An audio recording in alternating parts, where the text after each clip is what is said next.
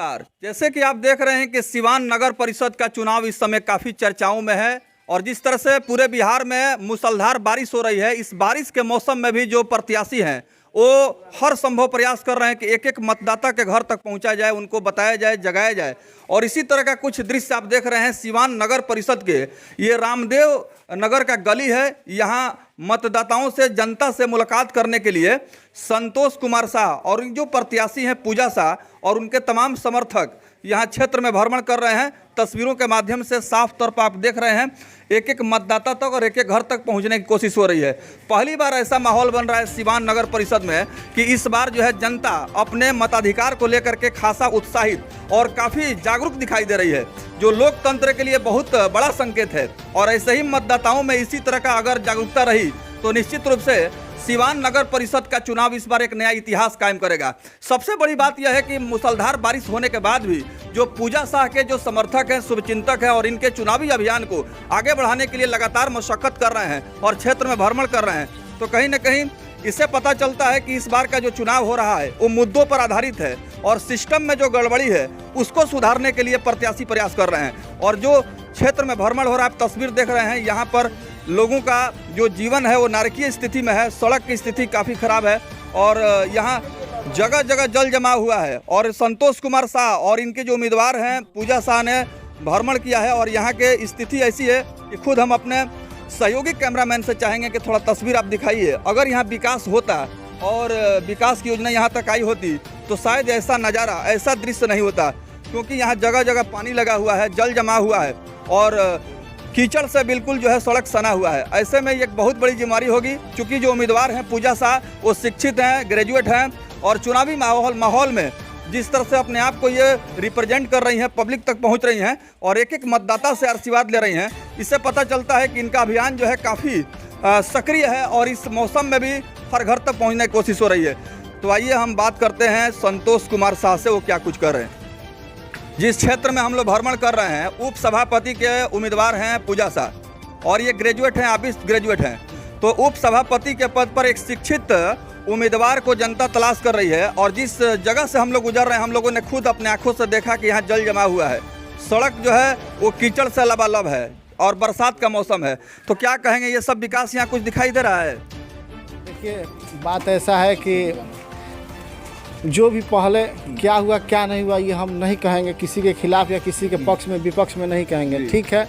देखिए, बहुत लोग होते हैं कि वार्ड कमिश्नर में लोग जीत के आते हैं, अभी भी जीत के आएंगे, अभी 45 वार्ड है, जीत के आएंगे, लेकिन उनको भी ट्रेनिंग देना पड़ेगा। आने वाले चुनाव में उनको भी ट्रेनिंग देना पड़ेगा कि हम बोर्ड में आते हैं तो हम अपने क्षेत्र के लिए क्या विकास करेंगे, ठीक है। हम योजना जो भी बैठक होगी बोर्ड की उसमें वो सम्मिलित होंगे, अपनी योजना को लाएंगे, लेकिन उसमें भी एक टेक्निकल फॉल्ट होता है।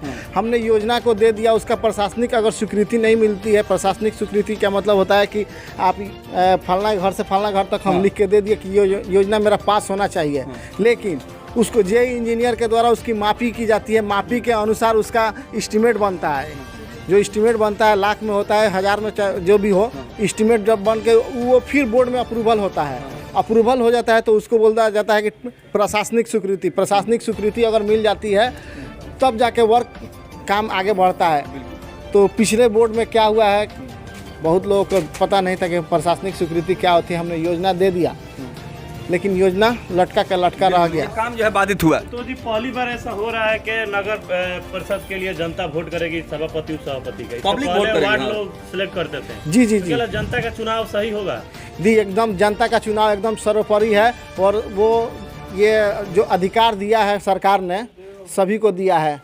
उस समय क्या होता था कि अगर वार्ड 38 गो वार्ड है तो अगर 38 वार्ड कमिश्नर मिलकर उप सभापति और सभापति का चुनाव करते थे, लेकिन इस बार नहीं है। सरकार को मैं धन्यवाद देना चाहूँगा आपके चैनल के माध्यम से कि इस बार ने जनता को अधिकार दिया है और जाहिर बात है कि जनता को अधिकार दिया है तो विकास भी होगा।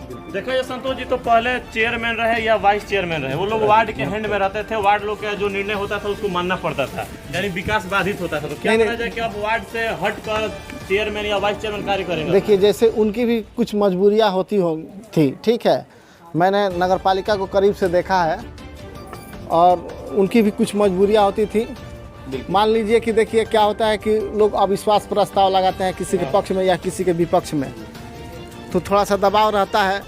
तो इस समय ये ऐसा नहीं होगा, लेकिन है इसमें नियम है, सरकार ने कुछ शक्ति दी है, लेकिन ये दबाव में नहीं होगा कि दबाव में देखिए जो भी सरकारें होती हैं, अगर हमारी राज्य सरकार हो चाहे केंद्र सरकार हो, अगर दबाव में काम करती है तो विकास बाधित होता है।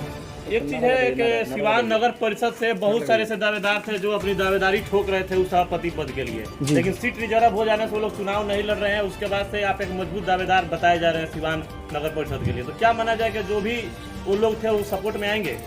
देखिए हम लोग तो अपने से आपके चैनल के माध्यम से सभी लोगों से यही आग्रह करेंगे, मेरे छोटे बड़े भाई जो भी हैं और मेरे माता पिता बंधु जो भी हैं वो मेरा सहयोग करेंगे तो हम सिवान को अभी शून्य से स्टार्ट करना पड़ेगा और शिखर पर ले जाना पड़ेगा। क्योंकि देखिए क्या हुआ है कि किसी भी वार्ड पार्षद या किसी के नेता की ये कोई दिक्कत नहीं है, ना उनकी कमी के कारण हुआ है। सभी सिवान जिले को सभी रोडों को तोड़ दिया गया है, नल जल का कार्य क्या हुआ है, इस समय ऐसी स्थिति उत्पन्न हो गई है कि नरकीय हो गया है हमारा सिवान, नरक के तरह हो गया है। आप जिस वार्ड में जाइएगा तो ये पहली प्राथमिकता है कि इसको किस तरह सुधारा जाए, यही मेरी कामना है। कि सबसे बड़ी बात यह है कि सिवान नगर परिषद में जो वर्तमान स्थिति है वो जो है क्षेत्र में जाने के बाद पता चलता है कि यहाँ विकास क्या कुछ हुआ है धरातल पर दिख रहा है, क्योंकि जगह जगह पानी लगा हुआ है, कीचड़ लगा हुआ है और आने जाने में लोगों को परेशानी हो रही है। संतोष कुमार शाह और इनके जो उम्मीदवार हैं पूजा शाह, इन्होंने संकल्प लिया है कि अगर सेवा भाव से जनता ने मुझे सेवा करने का मौका दिया तो निश्चित रूप से विकास हो। अपील क्या करेंगे जनता से? हम जनता से यही अपील करेंगे कि पूरा हम लोग को सहयोग करें, यही जनता से कहना चाहिए। निवेदन कर रहे हैं कि मौका मिले। हाँ, एक बार तो मौका मिलना चाहिए हम लोग को भी। लेकिन देखिए हम अभी आपके चैनल के माध्यम से सिवान के समस्त जनता जनार्दन को हम अपील करेंगे कि किसी के बहकावे में मत आइए। काहे कि देखिए हम लोग अभी क्षेत्र भ्रमण कर रहे हैं और कल हमने एक स्टेटमेंट दिया है भ्रष्टाचार पर, तो बहुत लोगों को थोड़ा सा मिर्ची लगी है। वो लोग चाह रहे हैं कि नहीं ये पढ़ा लिखा आदमी है और ये 5 साल नगर पालिका को करीब से देखा है, तो वो लोग चाह रहे हैं कि ये नहीं आए, किसी तरह से नहीं आए। इस तरह का माहौल बना रहे हैं, इस तरह का माहौल बनने जा रहा है। वो लोग आने वाले चुनाव में मेरे वोट को प्रभावित करने वाले हैं। सिवान की जनता बहकावे में आएगी। अब ये ऐसा तो हमको नहीं लगता है, ऐसा तो नहीं हो क्या रहा है। कुछ दिन पहले जीवन यादव ने भी आरोप लगाया था कि यह सीट राजनीति का शिकार हो गया, सारे नेता लोग मिल के हमको हटाने की कोशिश कर रहे हैं, अभी यही बात बोल रहे हैं कि देखिए हम तो ये बात नहीं कहेंगे कि राजनीति का शिकार हो गया। ये सरकार का अपना शेड्यूल है, ठीक है। हम सरकार पर प्रश्न नहीं उठा सकते हैं क्योंकि सरकार सबको अधिकार देती है, हमको अधिकार दी है तभी हम चुनाव लड़ रहे हैं। नहीं तो हम सरकार का बहुत अच्छा फैसला है जी, नहीं तो हम चुनाव नहीं लड़ते, हम अपने वार्ड में ही सीमित रह जाते हैं। चुनाव में महिलाओं का अच्छा खासा जो है उत्साह देखने को मिल रहा है। महिलाएं जो है वो भी घर घर पहुंच रही हैं और महिलाएं जो है घर जाकर के महिलाओं से बात कर रही हैं। सबसे बड़ी बात यह है कि जिस तरह का माहौल इस समय दिखाई दे रहा है सिवान नगर परिषद का, आप जो है हमारे न्यूज़ चैनल के माध्यम से साफ तौर पर देख रहे हैं कि एक के बाद एक भी प्रत्याशी जो चुनावी अभियान में लगातार जनसंपर्क अभियान चला रहे हैं, लगातार बारिश हो रही है।